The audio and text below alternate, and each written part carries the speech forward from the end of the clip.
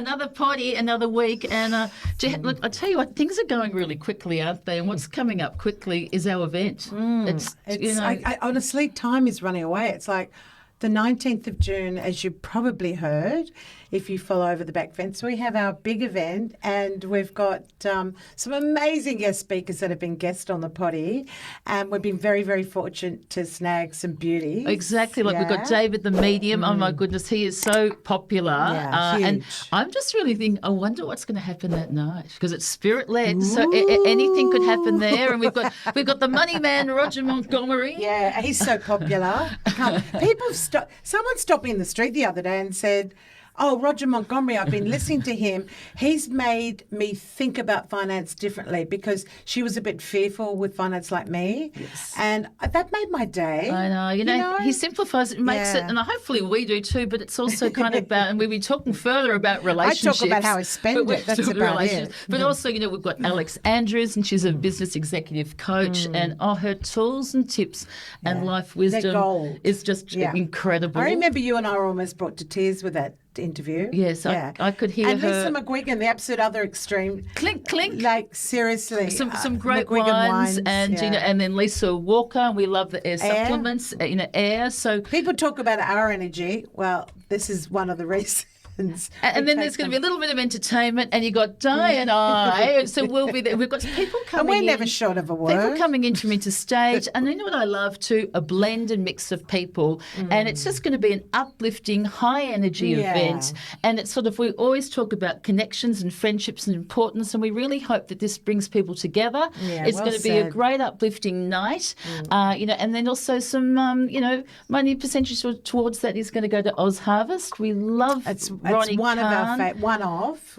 We do a bit of work with different charities, but Oz Harvest, feeding the homeless. Come on, remarkable. Exactly. So there's so much here we do. Look, we've with B Centre, there's so many different charities which we support. This one here, it's just sort of in the hood, so it's the Woolly Bay Hotel. Grab a ticket because they're actually selling quite quickly now. Such a great name. It'll be a hoot. Which is really good, and we've been busy. I went to a couple of events. I went to actually another charity one, Steve War, and that's for rare diseases, Grange on the Range.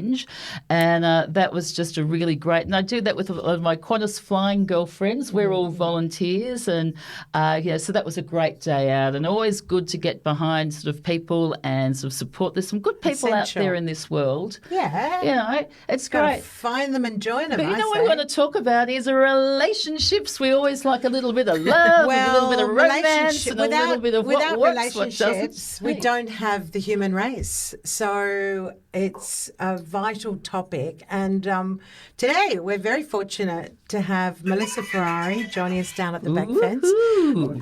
How are you, Melissa? Thank you for joining us on Over the Back Fence. Hello,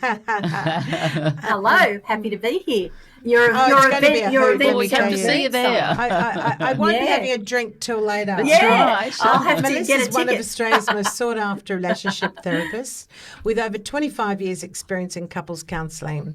There's so much to unpack when it comes to relationships, honestly, but relationships are what make us. So they have now proven that connection to others are vital to our health and happiness. So let's now all open our minds to becoming better humans within the context of the good, the bad, and the bliss around relationships. Let's dive straight in. Woohoo! Welcome, Melissa, to the Back Fence. This is terrific having you here. Hello. Yeah. Wonderful. I'm happy to be here. Where do you unpack relationships? Oh, look, exactly. I know. So tell us a little bit about you, though, Melissa. So what's your background? What got you into, why do you want to work in relationships and couples counselling and what you do? Tell us a bit about you. Well, interestingly enough, I decided to become a counsellor when I went to couple therapy myself 30 years ago. Yeah. And and I thought, I could do this. And that's where it all kind of started. And the therapist ended up not seeing my husband and seeing me, which nowadays would be a boundary violation, but that's what happened. And and so away I went, and I went off to study to be a counsellor, and then went on to study the PACT model, which is a psychobiological approach to couple therapy, and am certified in that work. and love it, and have seen literally thousands of Wow. couples. So you're the one. Guessing you've heard and seen nearly everything over the years. 30 years is a long time. Yeah. There's still more to see. I believe so. There's still We're always complicated more. human beings. Always I can a see new that because story. we're all students of We life. are. and you- We are. Melissa, it's intriguing good. when you talk Good. about couples counselling. What if you've got the couple there and one of them doesn't want to be there? So, in other words, they've checked out emotionally and mentally. How do you deal with that? Well, I think that, that's got to be addressed because really, if you don't have a contract, I don't give therapy where therapy's not wanted, because it will never work. So really, you've got to find leverage in your relationship to convince your partner to actually come to couple therapy. I don't look at that as my job. To get somebody on board. But what I will do is help someone in the room, find the leverage in the relationship. And the leverage in the relationship is usually that people don't want to break up, right? People will talk about breaking up, and that song Breaking Up, is hard to do, was one of the most truest songs ever written. And so, if I can't find the leverage in the relationship that, you don't want to lose it, because that's what I'm counting on. As a couple therapist, most of us don't want to lose our relationship. As long right? as you're safe. And people will say it, and they'll slam, True. and slam cupboard doors and say, I'm leaving, I'm going, I want to divorce you, and then tomorrow wake up and everything's okay. It's because we really don't really want to leave. And you're right, so long as it's safe. If there's a safety issue, it's not really a couple therapy place to do couple therapy. So today what we're talking about here is in safe relationships. Tell me something. How do you fight right in a relationship, Melissa? Well, to fight right means that you've got to be keeping your eyes on your partner. What people usually do is they will fight from different rooms. They'll fight on the phone. They'll fight by text. They'll fight by email. That is the biggest mistake that you can make in any relationship. And the reason why that is your eyes aren't on your partner for you to actually see how you're hurting each other. And so one thing about fighting right is actually to wait, if you can, and go face to face. What's interesting is when we're in close proximity, usually people won't start yelling at each other and really getting quite aggressive, as couples do. They can get aggressive. So being face-to-face, number one, is a real good thing. Another thing is when you're fighting, don't hold the stage for too long. If you hold the stage for too long, all that your partner hears is blah, blah, blah. Right? It's and so you end up in a position where you're talking and you're actually have lost your audience, which actually makes it all a whole lot worse, doesn't it? Because then we feel like, oh, my partner doesn't care. And what happens is you end up in another fight, and then that's that point where people go, how did we get here? We're not even fighting about what we started to fight about. So there's some really clear communication, goals that are more to do with not the content or the words, but more to do with how you're actually relating to each other. And you have to be able to take turns in this, right? And most people don't, right? And why do they do that? It's because they don't want to be heard. And when we're not heard, that touches childhood issues with our needs being unmet, having parents that maybe, weren't attuned to us. And so up comes those old feelings. And then what happens? The nervous system gets flooded. And so then you've got a regulation problem as well, because both of you aren't self-regulated, right? And so people think that fights are about what you're talking about. It's a whole lot more to do with your nervous system. It's to do with the brain in love. The brain in love doesn't really help us because we are innately selfish and we all want what we want, right? And then you've got another person that you bring into your world and they want what they want. And so learning the skill of negotiating that, and, sometimes people say, Melissa, you love, but gee, you're negative about it. I think relationships is one of the hardest things in the world to actually do. Wow. So what are your tips to This make stuff's it not- easier then? it's not easy. You've both come in, it's interesting, love, and you sort of come in, I guess, with your needs and they come in with their needs, and it's all a negotiation and sort of give and take. So, what are sort of some of your tips then? Well, both of you need to understand that you both probably don't want to give and You take. don't what? What was that? You don't want to give and take. Right. Yeah, mostly we kind of want what we want because we think we're right. We believe that our position is the correct one. So a start is to be able to really have a conversation that what we're trying to do while we've had the hormones at the beginning, which is like, they almost say like being on cocaine if you look at it. That's how strong that initial love feeling burst. can be. We all know that. It's the honeymoon period, don't they call it? Incredible. Yeah. And so it's sort of like it was so easy in the beginning, but unfortunately the brain and your nervous system doesn't support that feeling for a long time. And so the next thing you know, you got to deal with your person without being propped up on that hormone, and you've got to be able to recreate it, right? So then what do you end up with? Your partner who's cranky, whatever, sometimes slamming doors, yelling at the kids, doing all the things that people do. And it's like, where did my darling go? Where did that angel that I first met go? And being a couple that can actually discuss that can actually say, look, what we're doing is really not easy, and we've got to take care of each other in it. Agreements. Most people go into a relationship without agreements. We're in love will carry us through, right? It's a big mistake, because unless you've got agreements around what you both want and you're counting on the hormones, you're probably as Nicola said, you come into a relationship with the good and the bad. Well, I'm intrigued, Nicola. This has always amazed me about people, and particularly in relationships. If you're coming into a relationship with some form of trauma, and you mentioned it earlier about something from your childhood you're dragging through, if you recognise that in your partner, how do you bring that to the fore, without, because it's a touchy subject, because you're so-called pointing the finger or you're bringing something that's very sensitive to the fore, but you can actually see that it's actually playing out in your relationship. What's the best way to approach that if you recognise it? Well, you usually are both playing out, interestingly, something. Nobody's had a perfect childhood or perfect development, And normally a couple is playing something out together around their trauma. And so this is why doing a podcast like this is so important, to be able to discuss. We've both got to be able to identify what we're bringing, because we're both bringing something. And expecting our partner to be able to repair or help you with something they don't even know what's going on. You're really flying blind.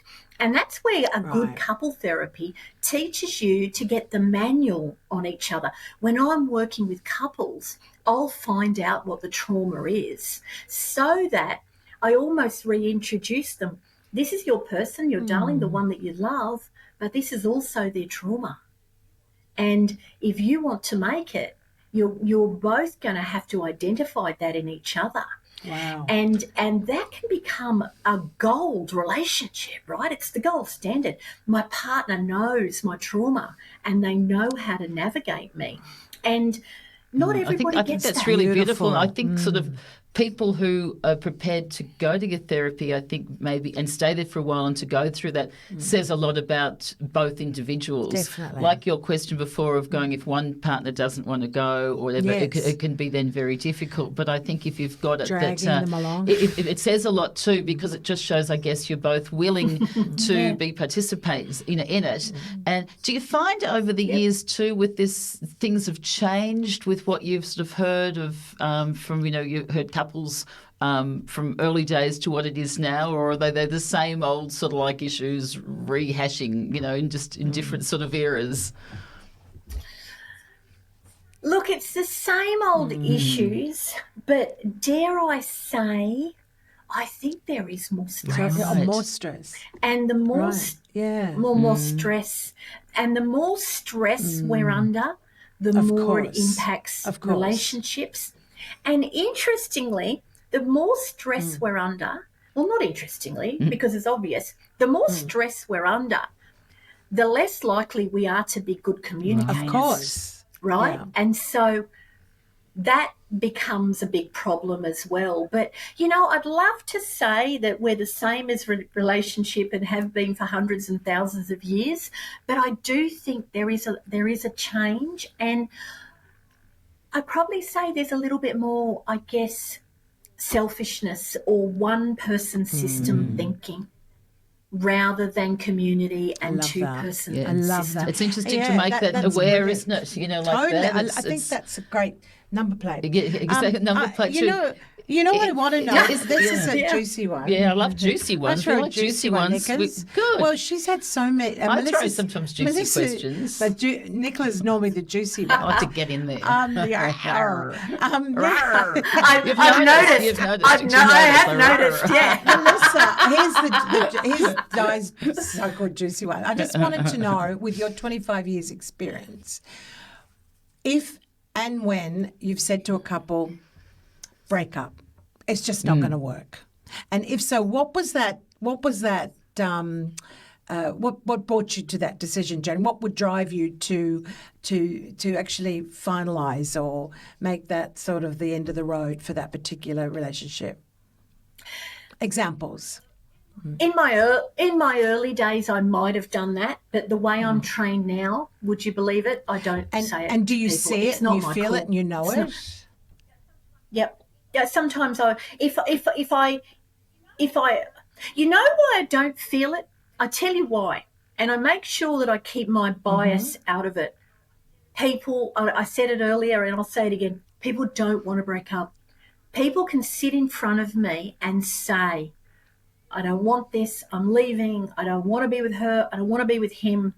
And as soon as I can do an intervention, maybe get them go to eye to eye, right? And that rekindles, right? Eye to eye rekindles love. Something else happens.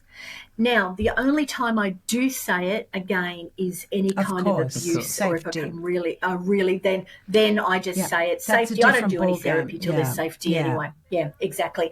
But no, I don't say to people, I will forecast. Pay me first. And I'll say the prognosis. Yeah, right. Listen, I can sort of say, I think, you know, when you go in, we've both had long-term marriages, and, you know, and I think most people go in with the intention of it lasting forever, you know. Yeah. And so most people, but sometimes too, as you know, people feel that they can't, whether it's financially, whether they're with their kids, they don't know any other options, that they don't actually want to be with that partner, and they feel that they can't, you know, they'd like to. So I don't know, you know, if you do you just deal more with couples that are just trying to figure it out and to make it work? Because there's a lot of people who stay in relationships that shouldn't really be in them. Yeah, no, well, in that case, you've actually got a couple that aren't on the same page around what's first, right? And my job is to teach people you need to be relationship first. I say to people, relationship first is my recommendation.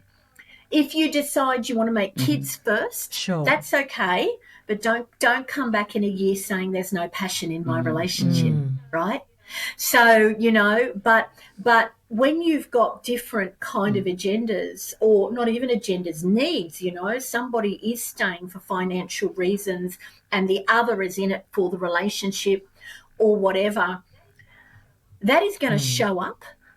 And unless that's discussed, I'd say it's something I can't help you. So that they then really need to go to see somebody else or something like that, because it's.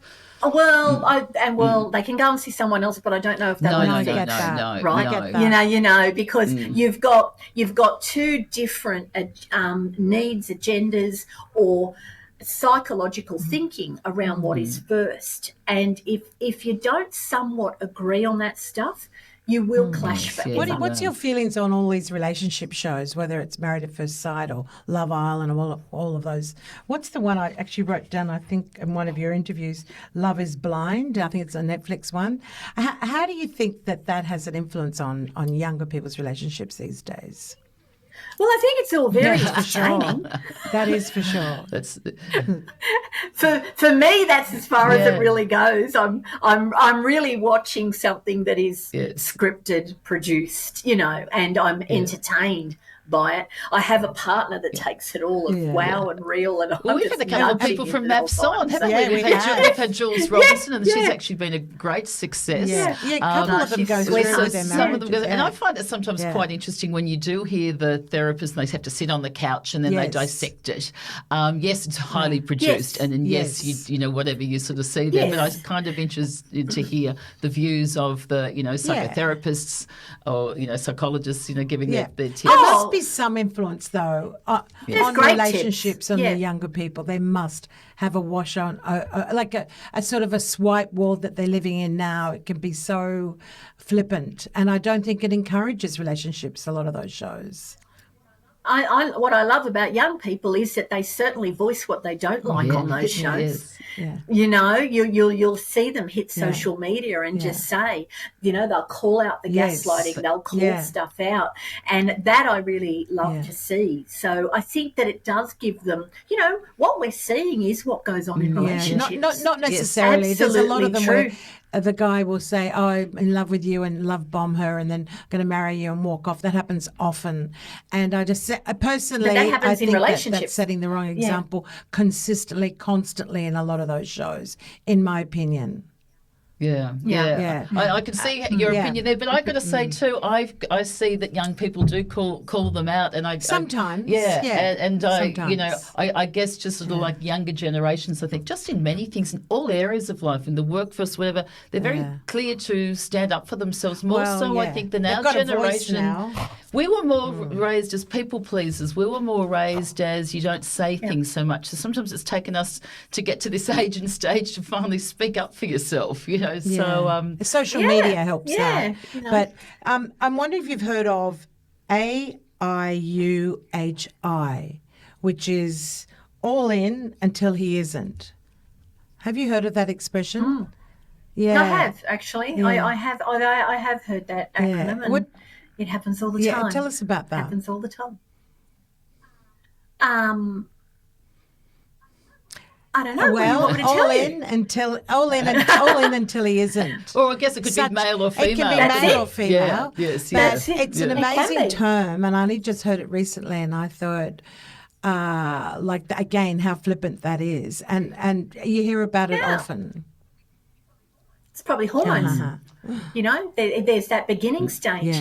This feels great until the person becomes more real to and what is the time frame on that with relationships too?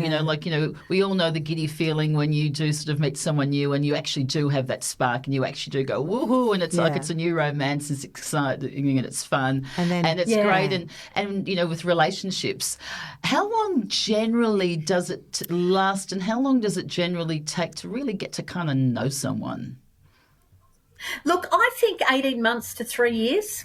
Wow. Maybe 4 years. Yeah. You've really got to take your time to know who you've got. Because of that very factor.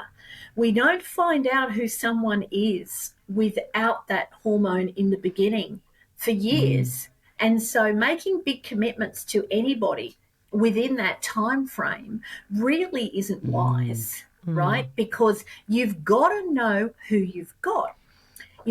When someone is in that beginning stages, the trauma usually isn't there. The trauma's gone for a little while. True. It feels great, right? And so, and it depends on how I'm in love with you, depends on how much, fun and sex and all of that kind of stuff, because that all plays into it. But generally speaking, by, some people will say 2 years, but I would say 3 to 4 years. That's when you start to know who you've really got.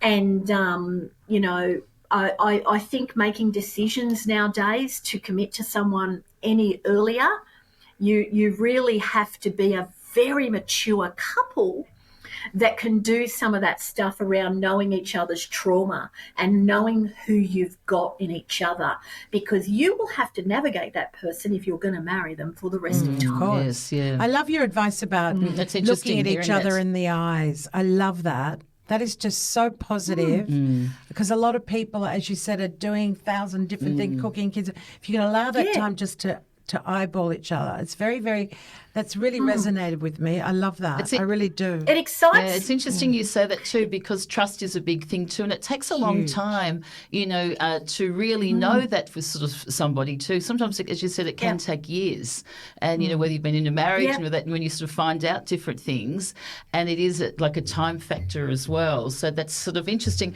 I guess as we sort of all start to age, sometimes you think, well, the clock's ticking. Like how long do we have to go to wait as well? So it's just sort of interesting with sort of time frames on, things like that. So it's we're sort of at the stage too, whether you with friends of marriages broken up and they're swiping right or left or meeting people like that. And we've sort of talked about our, getting a Di's got a boyfriend now, which is really nice. And then, I was saying, I had a boyfriend, which we sort of talked about for a short time. I don't know whether I even called him a boyfriend, really, did I? So a friend that's a boy. A guy there, But I was going to sort of share my story as well of my last one, because I told the listeners too that I'd sort of met sort of some at the summer romance, and mine was sort of actually came with a verification tick. So I was introduced to him from a friend. I got a text going, "Hey, honey, are you open to sort of seeing somebody?" And just putting it clearly too, I'd been single for a year. I'd finished the relationship with Richard Wilkins, so I was well and truly over that space and in a happy spot. So, and it came sort of the backstory was, successful and financial, of a lovely guy and emotionally, one of the good guys. So we had lunch, the three of us, and then it was then I thought, okay, make a nice friend, and he asked me for another date. So it was really funny, wasn't it, Di? So I said, right, you have to come and meet the back fence. You have to come and meet Di for a drink. Remember that, Di? How was your take then? So we came up. It was lovely. I think he was nervous. Yeah. You would be meeting Di. So Di was like my mother. I said it's like funny. Meeting her. I actually said, she was. I'm going to be like her mum right now. And I was asking him a lot of questions. She was. It was so funny. Like that. He was running off to the bathroom. I said, what's your intention with my friend? But it was just. How did he go? He was great. He actually handled it. He had a problem. And we were laughing. I guess, and just had enough of tick there, but it was sort of funny. So we had a sort of first date, and it was just like great. Last to leave the restaurant, and so it was sort of going well, and then so it went to a third date, and so it was sort of like then it sort of like was sort of happening. But I guess the thing too was then we had that time, those dinners and stuff too. His whole stick was Mr. Integrity, and he told me that like then he was also sort of like the guy who's a feminist. He was very much into emotional intelligence, father of daughters, and very much into sort of women, and also more sort of like in the quieter guy, if anything more straight. And so I was thinking, I actually need a straight, boring guy, because I've done showbiz, I've done a lot of things there. Anyhow, the long and short of it was we ended up sort of dating on and off, but I got a feeling a couple of months into it, there was a couple of things when all of a sudden he wasn't available, or a last minute thing when I'd asked him to some parties we were going to and he couldn't come, and at this stage I just addressed it straight away and just said, oh, hey, that doesn't sit really well. I said, we started really well when we went on an interstate trip. He'd met my daughter, and he was straight to the fore of going, oh, thank you for bringing that up. We'll discuss that, talk that through. So when we did talk that through, he said, oh, look, it was basically then he was, about to go through a financial settlement and everything's amicable with the ex-wife. We'll slow it down to the middle of the year. So I thought that was good. My gut was, if in the middle of the year, I probably would have ended it because I'm kind of discerning, but still going along. We had a weekend away and talked about a whole lot of things. He said, we're taking you out for my birthday dinner. And so the last thing there was then he said to me, I can't see you before the birthday dinner because I'm going on a boys' weekend, school dads. And so at random, I thought that's great. I go to a lunch out of the blue, and here's the twist. I'm sitting next to a lovely lady. We take some photos, and lovely lady. Next day, it's 2 days before my big birthday lunch of meeting my kids, I get a text from this lovely lady, and she said, Nicola, within 15 minutes of meeting you, she said, the guy that you said you were dating, she said, was the guy that I was dating at the same time. And she said, I sent a photo. She said, I took a selfie. And she said, the selfie I sent to him at the lunch. And she said, it obviously wasn't the appropriate time. Incredible it's story, a small Melissa. world. So look, it took him, and so there was no such thing of a weekend away with the boys, school dads thing. And so she was kind enough not to say it at that lunch, but the next day she sent me a text, and she said it was after she said she was meant to see him. It took him 24 hours to respond, and basically he then just sort of said, look, denied anything, and she'd said she'd had open and transparent adult conversations about having, safe sex being exclusive, and she said on all occasions there, and she said he came across as the good guy too. So she was just really lovely. So I won't be seeing him again, and also if you choose to, I won't say anything. But she said you were telling me to your kids to let you know. Incredible. So and she was blindsided. I got the remarkable, text. to find out. Nicola, I'm Yeah. so Well, sorry. Melissa. And then so I was blindsided too. I was shocked, but it was interesting. But what the thing is, and why I'm sharing it with listeners is, this is a story for me. I actually feel empowered. Like it was only a fairly short time. I think it was incredible that the universe sort of had my back that way. She told me, and this is what I sort of really want us to say. She had told me, but she hadn't said anything to him. Now he gambled on the silence, on her not letting me know. So, and he knew we'd have the big dinner organised to meet my son for the first time, and probably going to Melissa, next we need to bring Melissa. Yeah, we do. Yeah. So I did get a text from him, assuming that nothing was wrong, and so I then, basically looking forward to the dinner. So he went ahead as business So as he did, usual, Melissa. did he? So that's just the interesting thing. So one, on either gambling, or two, I had no boundaries. I'd heard that and think, well, this is all I can get. Maybe it was nothing. And so I ended up, younger me, I would have written out a whole lot of things and said that. I thought, you don't deserve any of my energy. And so after I just sort of basically said a simple text, non-emotional one, of really like, you've broken my trust, you've lost my respect, you've lost a kind and decent person, that's me, don't contact me again. Boom, end of it. And and the thing is, the girlfriend that introduced me, I actually felt sorry for her because she's been duped too. She sounded like she was a goodie. She was trying to do something nice for you. It wasn't her fault, and then was like a fake. And it comes under just so I'm sharing it too. It comes under the sort of like the playbook, And I think the thing is for women speaking up and speaking out about it, so I kind of think it's really good to be able to know your boundaries, know that there's people out there, and going also, it's not okay.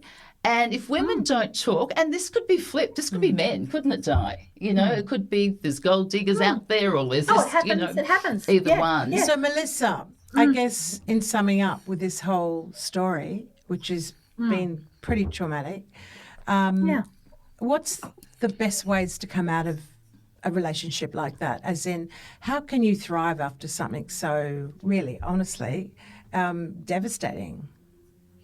Well, I think first of all, understanding that part, that's extremely traumatizing. Right? And we can kind of say, I wasn't that invested or whatever, even after 5 months. But that kind of break in trust, those are the kind of things that can bring up people's old traumas, It's the ultimate betrayal, really. Totally. And I think being able to take care of yourself throughout a betrayal like that is understanding, what usually happens is the brain tries to recalibrate it and it'll go over things. It'll be, hang on, that night he was with me, was he with her that day? Or, and that's that's what the brain does. And normally you talk to your friends and it's like, I'm trying to work something out. And what women will do, they will come to therapy and say, I can't get over this. I keep replaying it, right? Yeah. And the thing is, you're replaying it because the brain isn't able to calibrate it. The brain's going, how could all of that happen and me not know? And then women will blame themselves and all of that kind of stuff. So I think the biggest message is, this hooks trauma. It even if you haven't got a big trauma history around betrayal, it is still a traumatic event. And understanding that, rather than women beating themselves up, they will say, I can't get this out of my mind, right? That is completely normal. And that's where you have to start, right? Realizing that.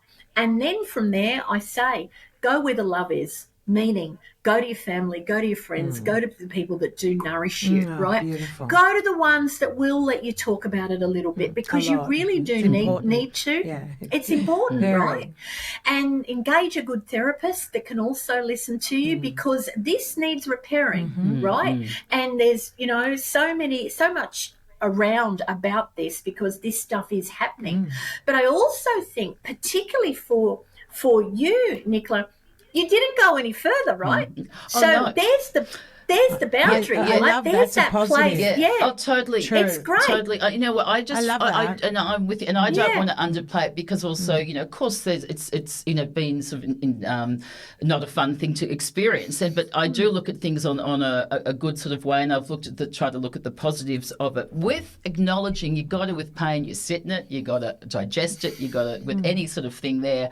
I'm not going to sweep it under the carpet, but putting it into perspective. But I think also, with age comes, I've got life tools on board, and I'm still keep on wanting to learn more and more and more, I think, to the day I die. But I think I'm lucky this happened to me at a woman of my age, that I've got a bit of life experience on my belt. I've had a 25-year marriage, I've had a 4-year relationship, I've dated in between, I've seen a bit of life, and I kind of put things into perspective. Just a bit too, and I love living life. But, still there are sort of those things there. But I think also for I think now, the people out in the dating world, these can happen. There's always going to be men or women who can do that. But I think it's good for people to realise they can hide their red flags. But I sort of think, are there signs for us to know, hang on, or listen to your gut, or you don't want to go out on a date and be on your guard the whole time. But basically, hearing stories like that, you need to be discerning. Is it time? It's a fine line, isn't it? It's a dilemma, isn't it? Because you want to keep your heart open. That's a great right? word. I agree with that. I want to have an open heart. And so you really only can navigate it protecting yourself as best you can, right? The vetting process is great. Introduce them to your friends, right? Really quickly. Don't leave that. First date. You did, Mine came verified through a friend. Before we went out to dinner, I said to Jodie, so it's quite... So I just want to tell listeners too, you can meet someone online, they can be dodgy, or you can meet someone online, they can be the love of your life and Mr. Perfect, which is great, or you can be verified. It's part of life. Yeah, but I think it's just really good for people to know, to speak out now, and also by saying it, that it just also... I guess he was kind of caught because two women, the world's not that big a place, but I guess for people who do that, they can now, and the world's changed because, yes, we are out dating, but also, yes, we will speak up and also know the boundaries, and it can come back, I guess it's, come back to them. But I just don't want listeners to think... I'm terrified now. I have to be worried, but it's not like that. It's like what Nicola's saying today. I think she's used the word, and it's to empower you. Have your power on board wherever you are, whatever you're doing. Yep. And whether you're male or female, if this has happened to you, or you've heard this today, I guess the secret in all of this is don't go out with the guard around you. Just have self-awareness, self-awareness and protection zone through your power. Protect your heart. Protect your heart. I agree with that. It's like spot the game, like that, keep your power. And I think it is kind of empowering that way. There's a lot of beautiful people out there, There's just a few. There is. Yeah. And I think also that there's tools there, now to sort of, you can sort of go. I think also the thing is too, the more I've learned about life, and like Sam's our, she's a life coach coach too. It's self-love.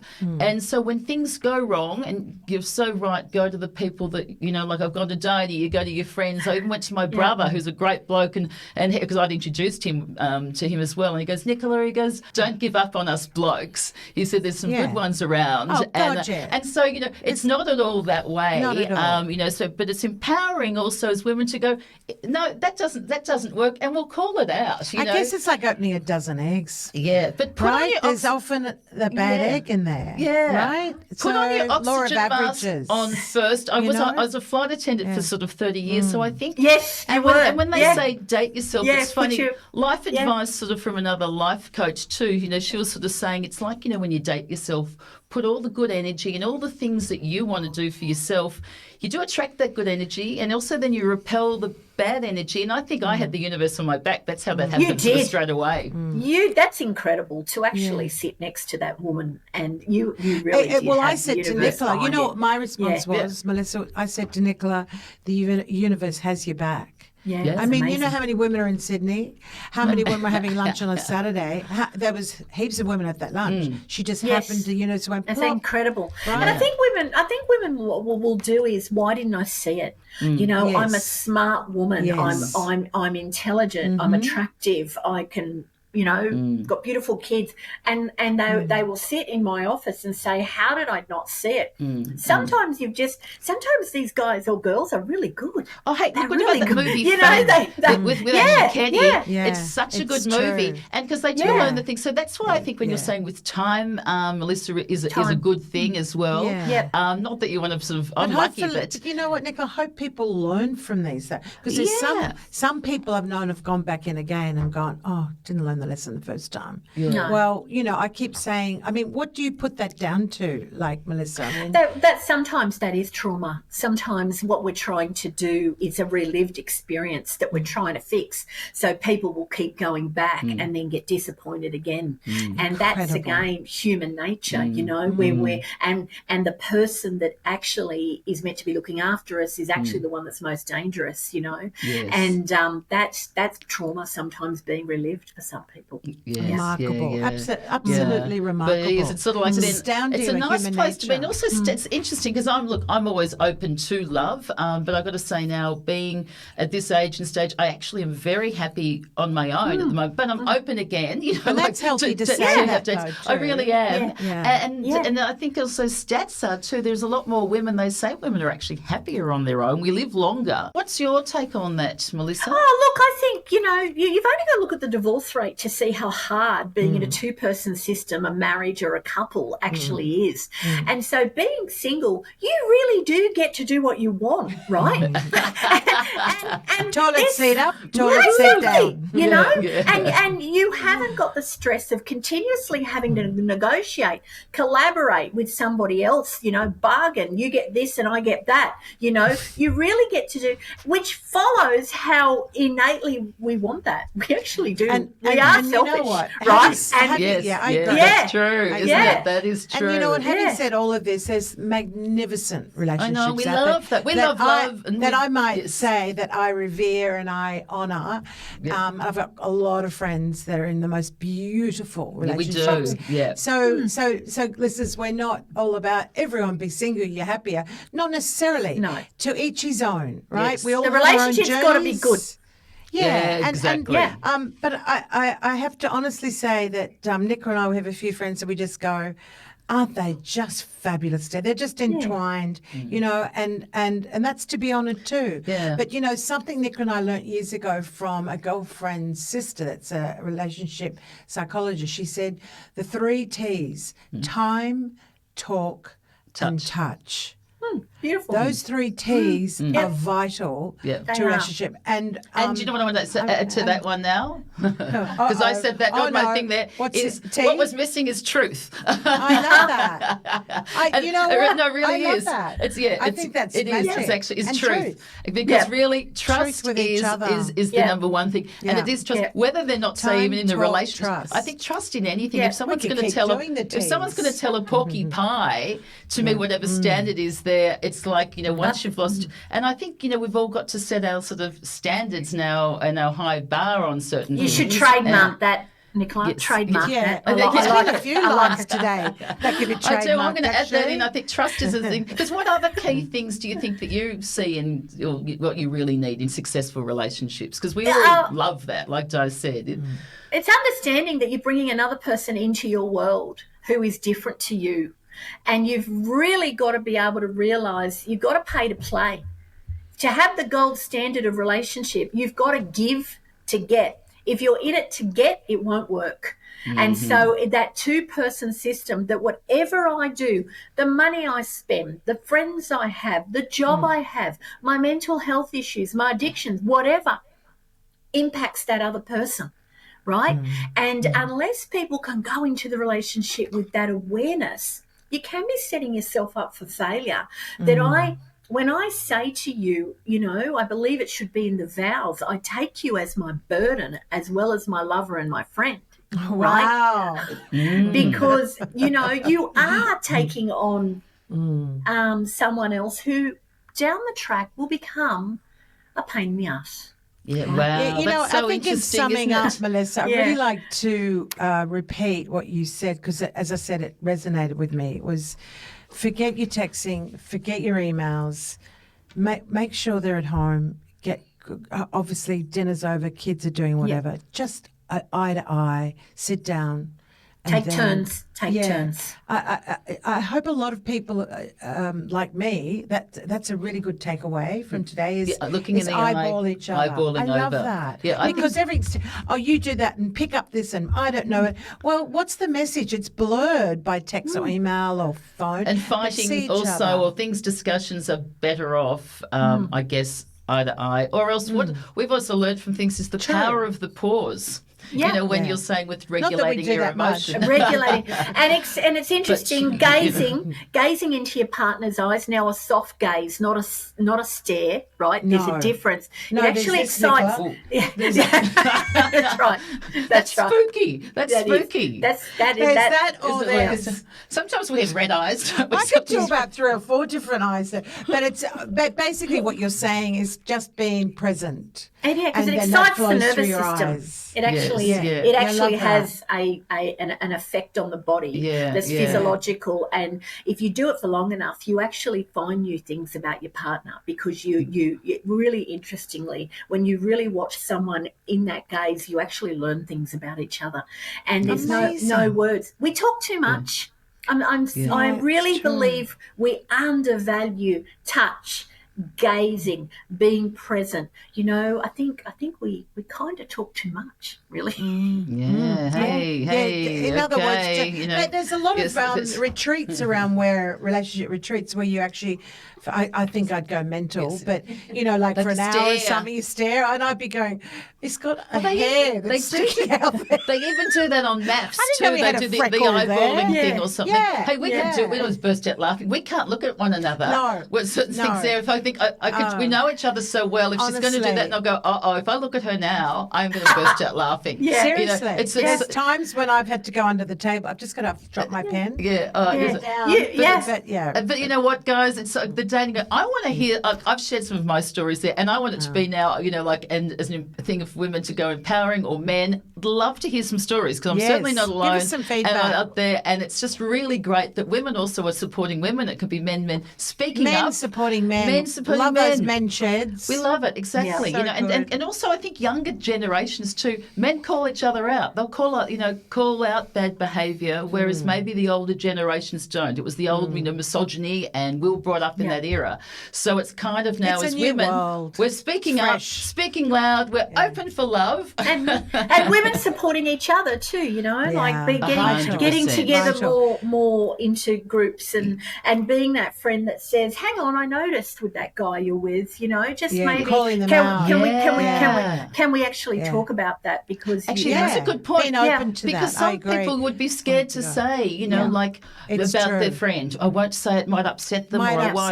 Yeah, and you can understand. And you're being love bombed, and you're in that the oxytocin phase, and someone goes, "Nah, don't really like him," and you go, bitch, because you don't see it. You're lost in the hormone world. So I get that. Maybe you just wait till the dust settles a bit. I think so. Self-care, self-love, friendship, and empowerment. Any Don't lose your power. last-minute tips for our listeners from you? Because you've spoken to more couples than I think anyone else I've met. Pretty remarkable. It's incredible. Quarter of a century. Yeah, a long time. I think really developing that understanding that there are two people in this. It's not just about you. And because of stress, we will just get, I'm stressed, I need, or I want. It doesn't work if you're both operating in that way. Long term, it just won't work. The prognosis is not good. You really need to be able to remember, we like to pair bond. We like to travel in pairs. That's been since the beginning of time. But keeping that pair bond together takes real work and a want for a secure relationship. If you want a secure relationship, you have to behave securely, right? If you're behaving insecurely, you're inviting your partner to behave insecurely. And so it's really understanding that.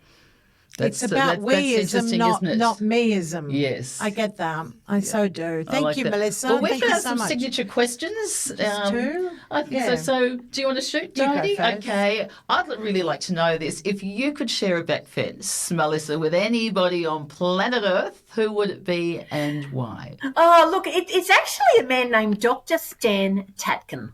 He wrote the book Wired for Love. And he is my trainer. And I get to spend a lot of time with him. He's got one of Instagram. He's got one of those brains that if I could just put that brain into my brain, I would be very wise, And I know it's because he's actually so. I get to spend a lot of time with him and I'm accredited in his work, but not enough because the way he talks about relationships is in a way that is very human and also teaches, and I hope I deliver some of it, just how hard this is to navigate. But, oh, boy, is it worth it. So, yeah. I think you'll have Esther Perel sitting on the fence down there too. Yes, you're a fan of Esther's? Yes, I love her. I think she's great. I noticed that on your Instagram. Yes, she's great. Okay, the next question, last question. What makes you happy, Melissa?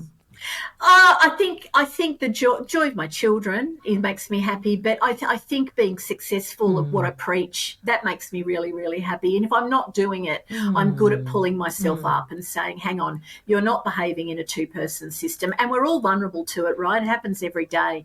And so I think that my it's more of a peace, I think, than happiness, is knowing that I have a partner now who can also do it as well. He got handed a few books when I met him. And he was That's great. Yeah. That's great. And that's fun. It's like Terry Cole said, she wouldn't date the guy unless he's done 20 years of work. We quote her a lot. Do the therapy, but it's like, you got to do that work, I think, too. I love that. If you don't notice everything straight away. I think that's so good. Yeah. It's we're on the School of Life. So everyone, thank you for listening. This one here's been a goodie because it's all about relationships. So really tell us your stories. I'm sure there's more. So we'll be probably continuing on these different relationship ones there, good and bad and the indifferent. Yes. Let us know. So thank you for listening. We're on YouTube. You can watch it. Don't forget also about our event coming up if you can get a ticket, and give us rating and review. We like the stars. Now, what about Di's got her own system? Melissa. 5 out of 5. Yeah, brilliant. Woo-hoo. Thank you, Melissa, for today. We appreciate it. Yeah, I'd love to come. I'd love to come back.